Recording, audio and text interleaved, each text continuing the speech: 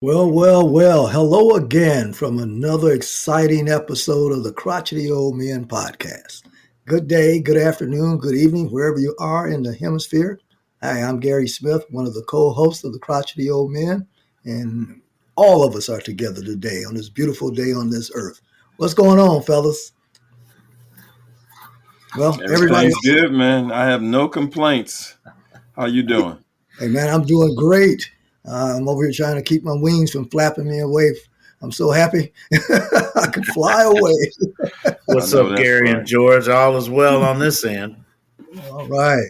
That's what If we I like was to any hear. better, there'd be two of me. That's it. That's it. Check You that know, out. that's the way we roll here on the Crotchety Old Men. We may be crotchety, but life is good. Isn't that true, gentlemen?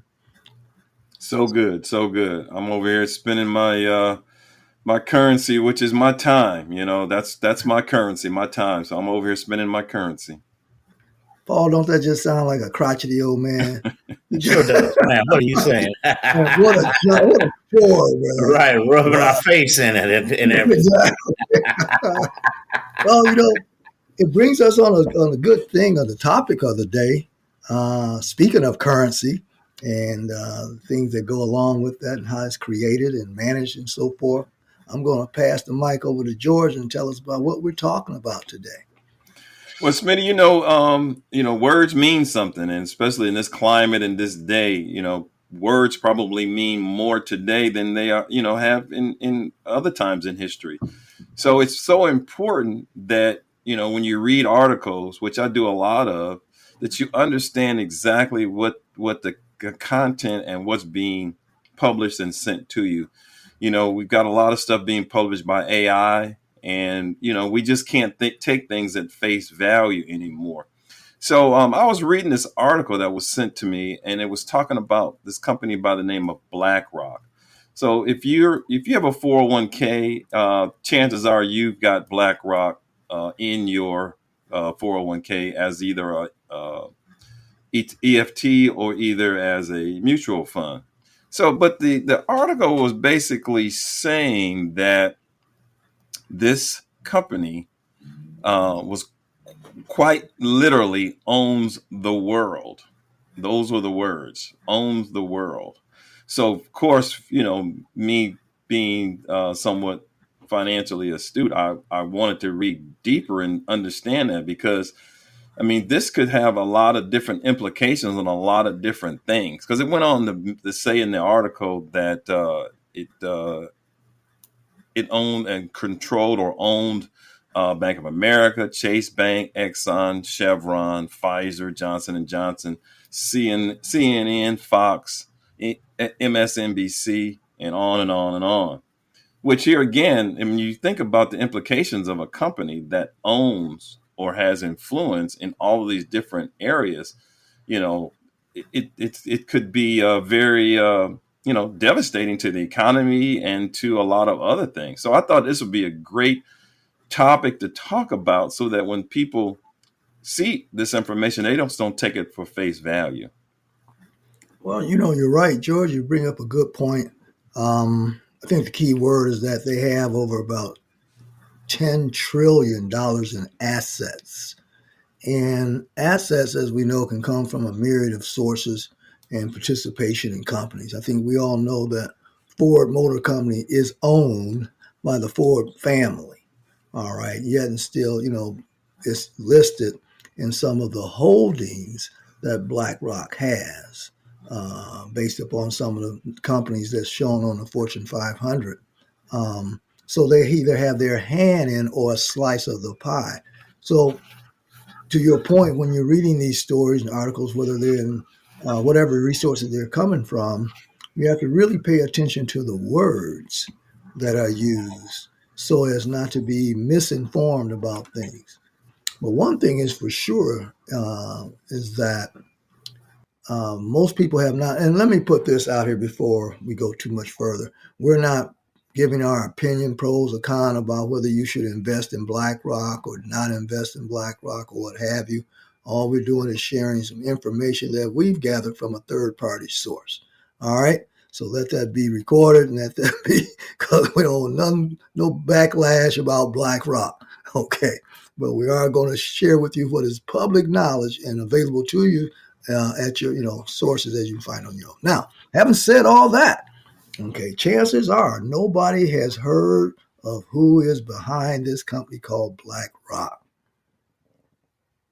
That's what we wanted to hear, crickets, because that's what we were heard when we found out about who the actual person is behind BlackRock. George, you want to tell them? You want me to tell Well, you got the floor, Smitty. Go ahead. You got it. You got it rolling. Go ahead. them? All right.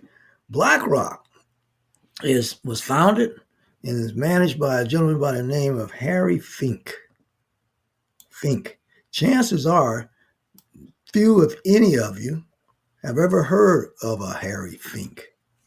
As a matter of fact, he makes sure that you don't hear of him because it's alleged that he owns over 90% of mainstream media. Imagine that. Somebody dominates 90% of the media. So whether he owns it or controls it or manages it, he still has the influence over what comes out and what comes in and what goes out in the media. That's dangerous. Yeah, it could be, and that's why here again we've got to make sure that we're verifying some of the information that we're seeing.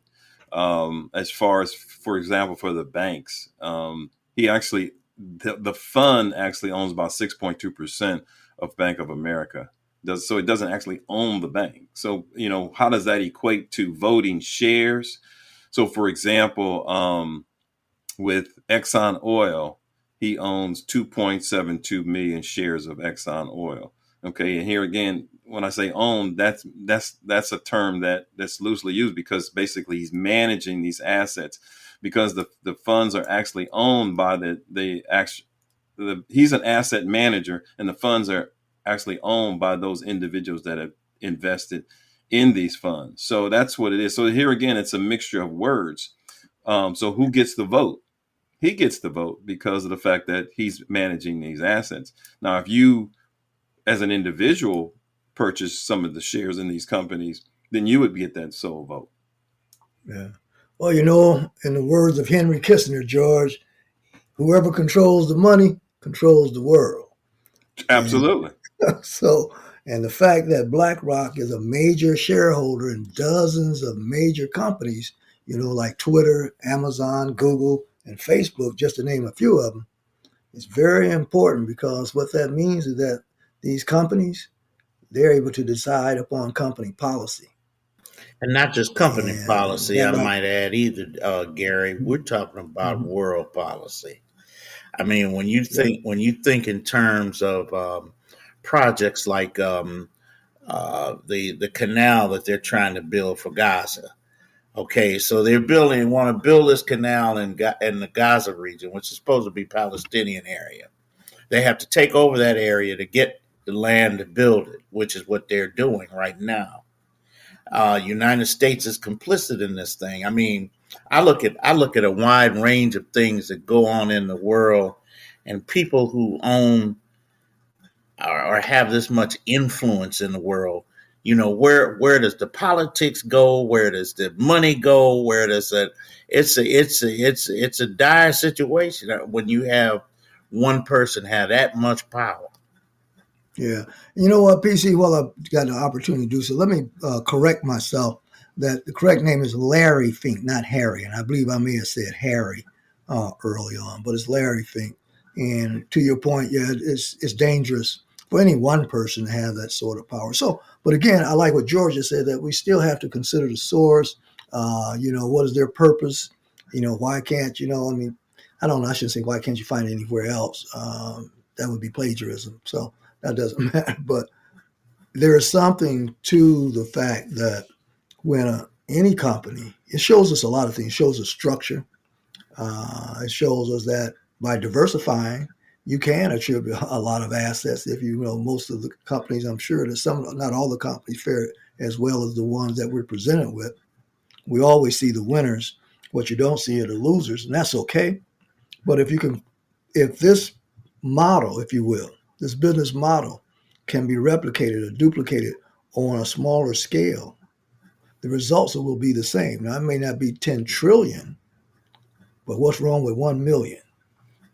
There's a lot of businesses out there. Go ahead, George. Yeah, I mean, absolutely. That we want to make sure as we talk about this subject, we're careful in saying, as far as like the article said, he owns. I think the better word is probably influence, because of the fact that his company does manage the assets of all of these, multinational and multi-million dollar companies.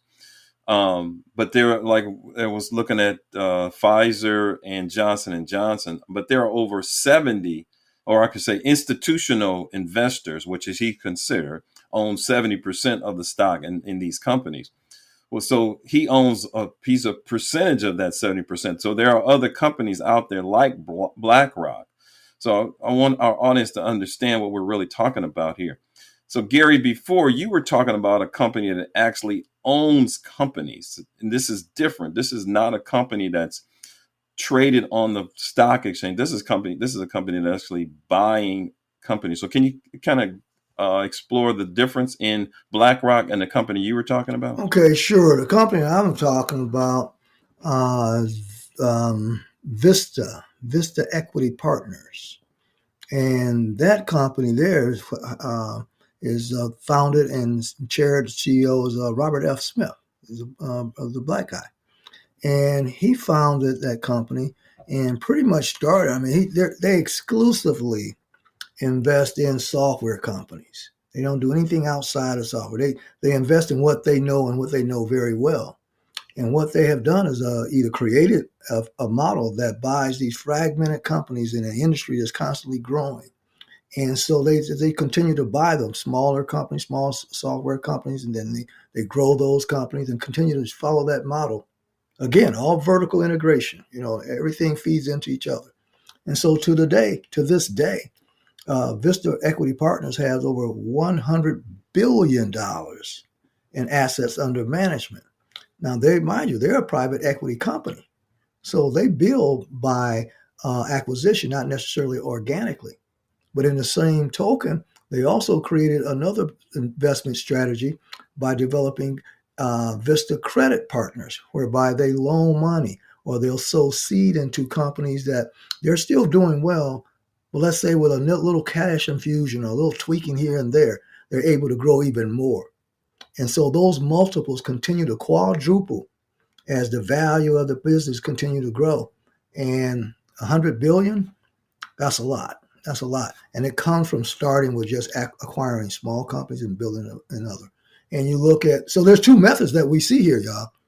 Okay, actually, the BlackRock is a highly diversified market. They're in some of everything, whereas Vista is more focused, is a vertical, intrinsic, and exclusivity and dominating the market that they specialize in. They know better than anybody else. And it's a fantastic company, and it just happened to be black owned and founded. So I'm very proud of Robert F. Smith. I'll claim him as my cousin. We That helps family, too. bro. We family, brother. Okay. That helps too, exactly. But Amen. like I said, and thanks for that explanation. And here again, the key point is one being BlackRock is an access manager, and the other one, Vista, is actually a owner of different companies. So Yes. hopefully our audience understands that, and then, so as you go down your that investment road, you understand the difference. And when you see these types of articles in the different, whether it's on the internet, whether it's in hardbound paper or whatever, did you really do the research behind these articles and what individuals are really saying? Because people are sowing so many different seeds and did so many different areas, and the results can be devastating. I mean, just think about that. When they start talking about how somebody could literally own the world. I mean, that has so many different implications. But as you peel back the onion, you can see, well, if you have BlackRock in your 401k, heck, you own a piece of the world too, because he's managing basically your assets. So, Yeah.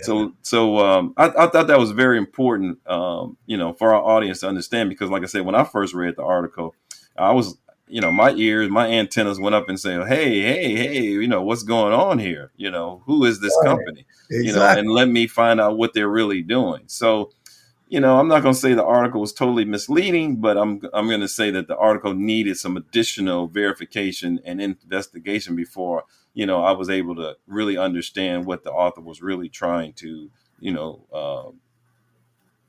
communicate to his audience. So just here again, buyer beware, and what in this case, reader beware, as far as what's out there. And I'm sure there's a lot of different things and a lot of different categories. Especially with, like, say, with AI these days. So you can't really take things at face value. You've got to really peel back the onion and do some additional investigation. All right then. Well, all right now, PC, what you got for us, man? As we wrap this thing up today. Well, since we've been talking about the word and the importance of what we choose and how we say things, I thought that I would share with you this little tidbit here on the word. Once you understand the power of your words, you won't just say anything. Once you understand the power of your thoughts, you won't just think anything. And once you understand the power of your presence, you won't just be anywhere. Know your worth. Word.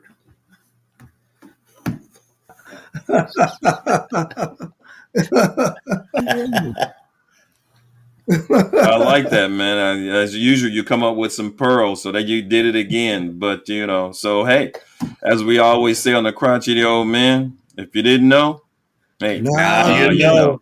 Take care. Be All right. Peace. safe. Peace.